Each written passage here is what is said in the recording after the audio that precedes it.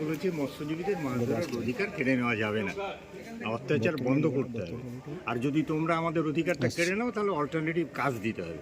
এই আমরা করছি। এই যদি আজকে আমরা অনশন অবস্থান যা করি আমরা করছি তো, এবং দরকার যদি হয় ওরা যদি কিছু আমাদের প্রতিশ্রুতি না দেয় তাহলে আমাদেরকে করতে হবে। এরপরে আবার আমরা ঠিক করেছি, আমাদের সকলে মিলে আমরা ঠিক করেছি মার্চ মাসে প্রয়োজনে সমস্ত ফরেস্টের সব রেঞ্জ অফিস, বিড অফিস, সব অফিসগুলো আমরা এই ধরনের বিক্ষোভ করব যদি না করে। আর ফলে আমরা সমস্ত ডিপার্টমেন্টকে জানিয়েছি, প্রধানমন্ত্রীকে জানিয়েছি, কেন্দ্রের মৎস্যমন্ত্রীকে জানিয়েছি, মুখ্যমন্ত্রীকে জানিয়েছি, মৎস্যমন্ত্রীকে জানিয়েছি, ফরেস্টের অফিসারদের সব জানিয়েছি আমরা।